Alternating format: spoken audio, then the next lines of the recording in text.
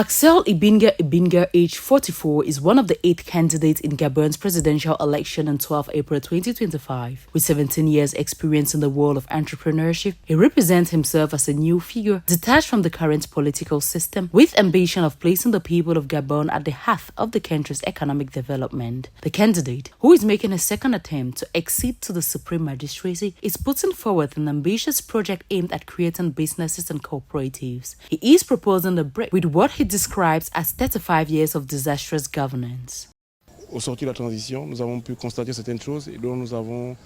After the transition, we noted certain things, and we are simply going to strengthen them. We are already going to clean up the electoral register. Today, a number of companies have been announced at MP level. I'm sure around 40% no longer exist. We have a 35-year legacy that we must not only reject, but also transform into opportunities through the creation and support of businesses.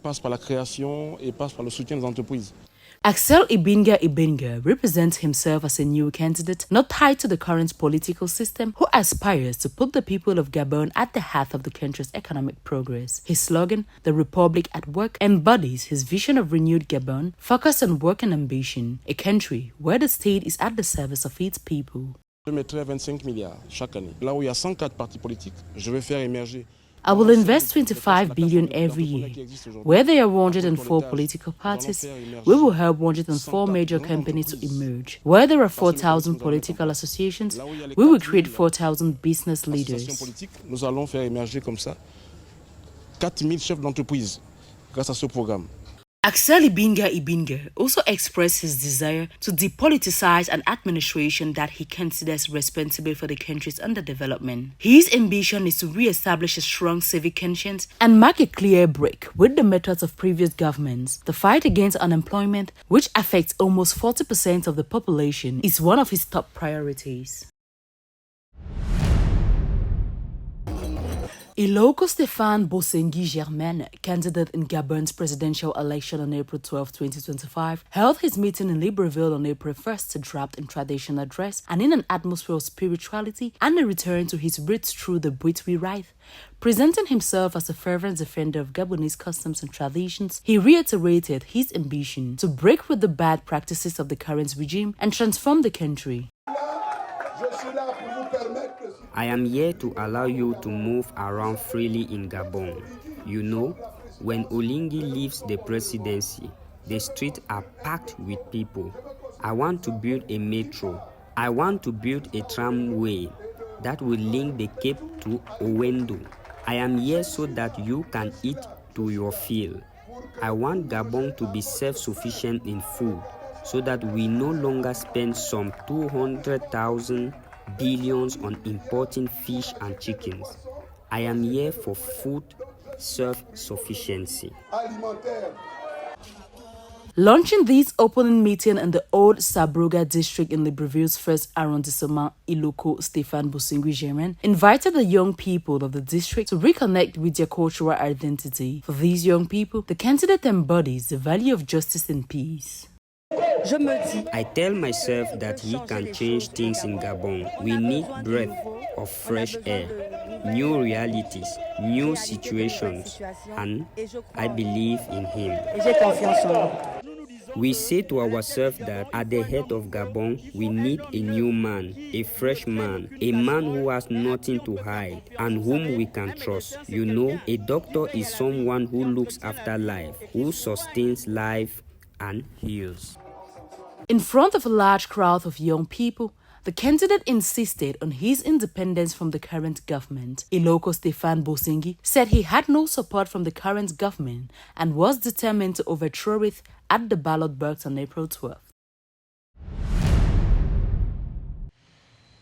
According to the Integrated Industrial Platform, for the past 5 years in Gabon, the oil sector has accounted for 80% of exports, 45% of GDP, and 60% of the country's tax revenues. Unfortunately, these revenues are not contributing enough to the country's economic development, according to experts, which means that non-oil economies needs to be diversified. However, by focusing on industrialization in the country's other non-oil sectors, the African Development Bank believes that the country can rapidly achieve economic growth. To guarantee greater economic flexibility for the country, the Gabonese Gabonese people are hoping that the presidential election on April 12, 2025 will elect a president who can boost and develop the country's various non-oil industries.